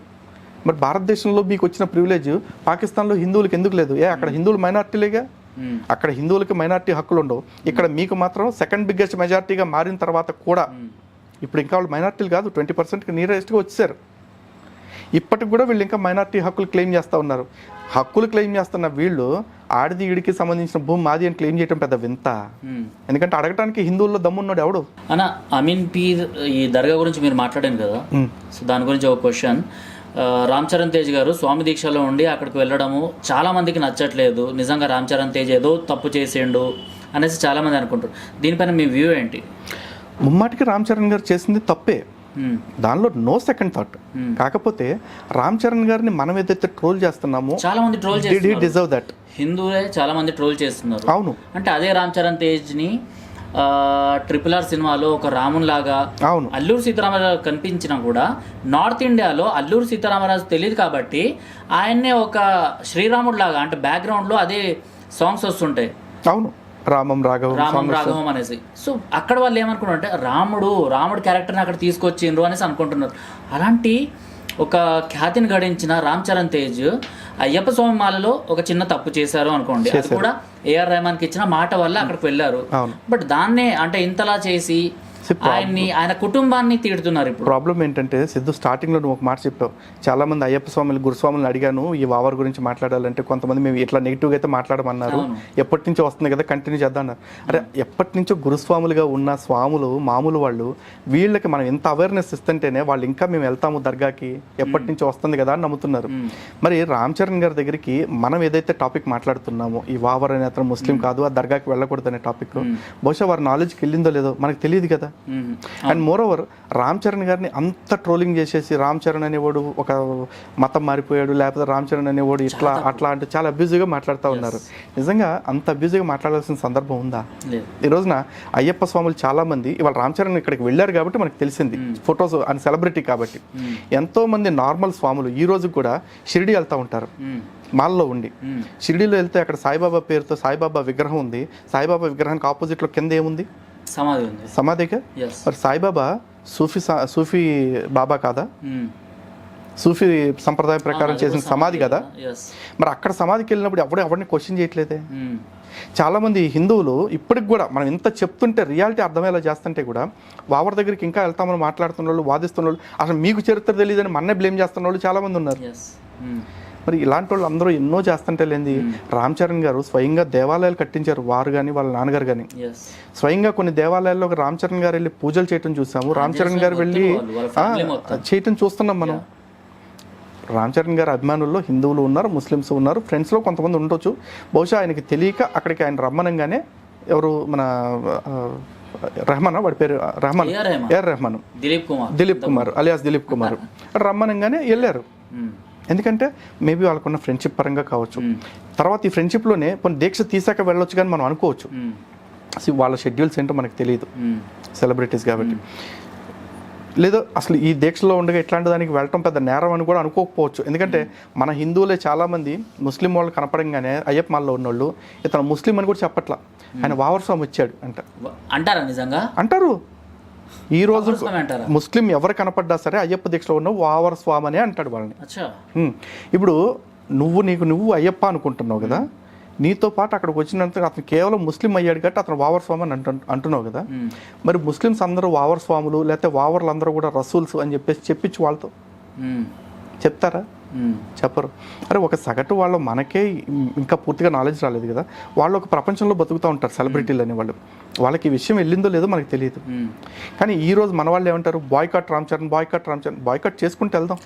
ఇది కామెడీకి ఎట్లా ఉంటుంది అంటే చలో ఆయన అక్కడ అంటే ఎవరేం పీకలేరు, కాకపోతే రామ్ చరణ్ ఫ్యామిలీని దూషిస్తున్నారు అక్కడ చాలా. కొణిదేల ఎవరైతే పాపం వాళ్ళ మిసెస్ ఉందో ఉపాసన గారు, ఆమెని ట్యాగ్ చేస్తూ మీ ఆయన ఇలాంటి తప్పులు చేస్తున్నాడు, మీ పిల్లలు అంటే పసిపిల్లలు దీనికి ప్రతిఫలం అందుకుంటారు అనేసి అనడము. నిజంగా అంటే ఇట్లా ట్రోల్ చేస్తున్న హిందుత్వవాదులు ఎవరైతే ఉన్నారో వాళ్ళని కూడా ఎక్స్క్లూజివ్గా తప్పు పట్టేయడానికి లేదు. ఎందుకంటే వాళ్ళు హిందుత్వానికి వస్తున్న పరిస్థితులు చూసి బాధతోటి అట్లాంటి మాటలు మాట్లాడుతున్నారు. కానీ వాళ్ళకు కూడా కొంచెం అర్థమయ్యేలాగా మనం చెప్పాలి. దయచేసి వ్యక్తిని ట్రోల్ చేసేటప్పుడు ఆ వ్యక్తి వరకే కన్ఫైన్ అవుతాం, కుటుంబాల జోలికి వెళ్ళొద్దు. రెండోది ఆ వ్యక్తిని ట్రోల్ చేసేటప్పుడు కూడా ఒక లిమిట్ పాటిద్దాం. ఎందుకంటే వాళ్ళకి అన్నీ తెలియాలని లేదు, తెలియని వాళ్ళకి తెలిసేలా చేయడానికి ఏం చేయాలో దాని గురించి ఆలోచిద్దాం. ఎందుకంటే ఈ రోజున ఒక ముస్లిం వ్యక్తి సల్మాన్ ఖాన్ లాల్బాగ్కి వస్తూ ఉంటాడు, లాల్బాగ్కి వచ్చినప్పుడు కొంతమంది ముస్లింలు తిడతారు, కానీ ఏ ముస్లిం కూడా నువ్వు అటు వెళ్ళావు కాబట్టి నేను ఇస్లాం నుంచి వెళ్ళేస్తున్నావు అని ఎవడండు. తిడతారు బాధతోటి, నేను వెళ్ళేస్తున్నావు అని ఎవడండు. ఇంకోటి నువ్వు ముస్లిం అయ్యి ఉండి హిందూ గుడికి వెళ్ళావు కాబట్టి నీ సినిమా బాయ్కాట్ చేస్తున్నావు ఏ ముస్లిం అండు. ఈవెన్ షారుఖ్ ఖాన్, ఆమీర్ ఖాన్ అట్లాంటి పని చేస్తే కూడా సేమ్ సిచ్యువేషన్, తిడతారు. నువ్వు ముస్లిం అయ్యి విగ్రహారాధనకి వెళ్ళి సిగ్గులేదా అంటారు. కానీ మీరు బాయ్కాట్ చేస్తాను, నేను చంపేస్తాను, ఫత్వాలు ఇస్తామని అనరు. కానీ మనం ఎందుకు దూరం చేసుకోవాలి? ఏదో కామెడీలో ఒక సినిమా ఉంది, పెదరాయుడు అని చెప్పేసి ఒక క్యారెక్టర్ చేస్తారు ధర్మ సుబ్రహ్మణ్యం గారు. వాళ్ళ వైఫ్ దగ్గరికి వచ్చి అడుగుతారు, ఏంటండి ఈయన ఒక్కడే ఊరు బయట ఉంటున్నాడంటే, ఇది ఊరు బయట కాదు నాన్న, ఇదే అసలు ఊరు. కానీ ఈయన తప్పు చేసిన వాళ్ళందరినీ వెలేసుకుంటూ వెళ్తే వెలేసిన వాళ్ళందరూ ఊరు అయింది, ఈయన ఒక్కడే ఒంటరి అయ్యాడంటారు. రేపు మన బతుకు కూడా అంతే అయింది. అందరిని ఐసోలేట్ చేసుకుంటూ వెళితే హిందుత్వంలో ఎవడు మిగలడు. తప్పులు జరుగుతున్నాయి. 70 ఏళ్ళ నుంచి అలవాటు చేసిన సెక్యులరిజం సిద్ధు ఓవర్ నైట్ వచ్చింది కాదు, ఓవర్ నైట్ పోయేది కాదు. ఇది మెల్లగా ట్రై చేసుకుంటూ వెళ్దాం, దూరం చేసుకుంటూ కాదు. Because unity starts with you. ఐక్యత కావాలి అంటే అది మనతోనే, మీతోనే సాధ్యం. మనం కలుపుకుంటూ వెళ్తానే. వెన్ వీఆర్ ఇంక్లూజివ్ ఓన్లీ మనం కలుపుకుంటూ వెళ్ళగలుగుతాం. ఎక్కువ మందిని ఎక్స్క్లూడ్ చేసుకుంటూ వెళ్తే ప్రతి ఒళ్ళు పోతూనే ఉంటారు. సో రామ్ చరణ్ గారికి ఇక్కడ ఒక విషయం మనకి దీన్ని ఒక లెసన్ కింద తీసుకోవాలి. తీసుకుని ఒక రెహమాన్ రామ్ చరణ్ని ఇన్ఫ్లుయెన్స్ చేసి దర్గాకి రప్పించగలిగాడు. ఒక సిరాజు వాళ్ళ చుట్టుపక్కల ఉండే వాళ్ళని ఇన్ఫ్లుయెన్స్ చేసి రామ్ చరణ్ గారి బర్త్డేకి గెస్ట్గా వెళ్ళగలిగాడు. మరి ఒక స్వామీజీనో, పీఠాధిపతో, లేకపోతే గురుస్వాములో రామ్ చరణ్ గారితో అసోసియేట్ అయ్యి ఉండేవాళ్ళు రామ్ చరణ్ గారికి మంచి అనేది ఏది, చెడు ఏంటి అనేది చెప్పలేకపోయారుగా. ఇక్కడ మనం బ్లేమ్ చేయాల్సింది గురువుల్ని. వాళ్ళందరికీ చెప్పాల్సింది ఏంటంటే, దయచేసి మీ సాంగత్యంలోకి ఎవరన్నా కొత్త వ్యక్తి వస్తే, శిష్యుడిలాగా వస్తే, వాళ్ళకి ఫస్ట్ సనాతన ధర్మానికి ఉన్న రియల్ టైం ప్రాబ్లమ్స్ ఏంటి అనేది అర్థమయ్యేలాగా చెప్పండి. ప్రతి ఒక్కళ్ళు మారుతారు. కొన్ని కంపల్షన్స్ వల్ల కొంతమంది దూరంగా వెళ్ళినా, లేదంటే మీరు చెప్పే మాటలని సీరియస్ నోట్లో తీసుకోకపోయినా పక్క మతాల గురించి మాట్లాడేటప్పుడు అబ్నార్మల్గా మాట్లాడకుండా ఉంటారు. ఉదాహరణకి ఇప్పుడు రామ్ చరణ్ గారు వెళ్ళి ఆయన ఏమన్నారు, నేను 10 ఏళ్ల క్రితం మగధీర సినిమా అప్పుడు వచ్చాను, 12 ఏళ్ల క్రితం మగధీర సినిమా రిలీజ్ ముందు వచ్చాను, ఆ సినిమా సూపర్ హిట్ అయ్యి స్టార్డమ్ వచ్చింది, మళ్ళీ ఈ సంవత్సరం వచ్చాను అని చెప్పేసి అంటున్నారు. ఈ 10 సంవత్సరాల్లో మళ్ళీ ఎప్పుడు వెళ్ళలేదు కానీ ఈ 10 సంవత్సరాల నుంచి ప్రతి సంవత్సరం అయ్యప్ప మాల వేస్తున్నారుగా రామ్ చరణ్ గారు. మరి ఈ 10 సంవత్సరాలు దీక్ష తీసుకునే దాన్ని కూడా పాటిస్తున్నారు. సనాతన ధర్మం గొప్పతనాన్ని ఆయన స్పష్టంగా చెప్పారు కొన్ని సందర్భాల్లో, వాళ్ళ మదర్ తులసి పూజ చేసే క్రమంలో కానీ ఇట్లాంటప్పుడు కానీ. అలాగే ఈ 10 సంవత్సరాలు అయ్యప్ప స్వామి మాలేసుకుంటున్నారు. మరి ఆయన భక్తిని మనం పట్టించుకోద్దా? పండ్లున్న చెట్లకి ఒకసారి దర్గాకి వెళ్ళారు కాబట్టి మనం ఆయన తోసేద్దామా? కొంచెం మనమే అర్థం చేసుకోవాలి, మనమే ఆలోచించాలి. రామ్ చరణ్ గారు ఎన్నో సందర్భాలు, ఈవెన్ రామ మందిరం, అయోధ్య రామ మందిరానికి కూడా వాళ్ళ కుటుంబం తరఫున మంచి విరాళాలు ఇచ్చారు. వాళ్ళు ప్రారంభోత్సవానికి కూడా స్వయంగా వెళ్ళారు. రైట్ అన్న, థ్యాంక్ యూ. సో నేనైతే చాలా చిన్నగా ఓన్లీ వావర్ స్వామి గురించి తీసుకుందాం అనుకున్నా, బట్ ఒక గురువులాగా గురుస్థానాన్ని తీసుకొని మీరు అసలు అయ్యప్ప స్వామి దీక్ష అంటే ఏంటి అనేసి చెప్పారు. దాని తర్వాత దర్గా గురించి అండ్ వావర్ స్వామి గురించి. సో ఇది ఇవాల్టి ఈ చిట్ చాట్ చాలా చిన్న ఇంటర్వ్యూ అనుకున్నాను. అంటే మనకు సోషల్ మీడియాలో ట్రెండ్ చేయడం కోసం, అంటే నిజాన్ని నిర్భయంగా చెప్పడం కోసం చిన్న వీడియో అనుకుని అన్నను పిలిచాను. కానీ ఆల్మోస్ట్ గంట సేపు వచ్చింది అనుకుంటా మనం మాట్లాడడం, గంట సేపు వచ్చింది. సో అన్న థ్యాంక్ యూ, స్వామి శరణం. నిజంగా నాకైతే చాలా హ్యాపీగా అనిపిస్తుంది. నిజంగా మిమ్మల్ని ఇంటర్వ్యూ చేయాలని నేను ఎప్పటి నుంచో అనుకున్నాను. 1-2 సార్లు జస్ట్ ఫేస్ టు ఫేస్ ఇంటర్వ్యూలు చేశాను, కానీ ఇలా పాడ్కాస్ట్ అది చేయడం ఇది ఫస్ట్ టైం. అంటే నిజంగా మీలాంటి, ఇప్పుడు మీరు ఏదైతే అన్నారో, అంటే నేను గురుస్వామి, అంటే నేను అయ్యప్ప స్వామి దీక్షలో ఉంటే కొన్ని మాట్లాడలేను అనేసి, బట్ మీరు కరెక్ట్గా, మీరు ఒక తప్పుగా మాట్లాడినా కూడా బూత్ యూజ్ చేయకుండా మాట్లాడి మీరు గురుస్థానాన్ని మళ్ళీ తీసుకోవాలి, మళ్ళీ అయ్యప్ప స్వామి కరుణా కటాక్షాలు మీ పైన ఉండాలి అనేసి నేనైతే కోరుకుంటున్నాను. మీలాంటి వాళ్ళైతే సమాజంలో ఉండాలి. అయ్యప్ప స్వామి దీక్ష తీసుకొని ఎవరైతే ఈ శిష్యులు ఉన్నారో, ఎవరైతే ఇప్పుడు భక్తులు స్వామి దీక్షలు ఉన్నారో, అలాంటి వాళ్ళకి జ్ఞానోపదేశం చేయడానికి మీలాంటి వాళ్ళైతే రావాలి. తప్పకుండా. థ్యాంక్ యూ అన్న. Thank you Siddhu. జై శ్రీరామ్. స్వామి శరణం.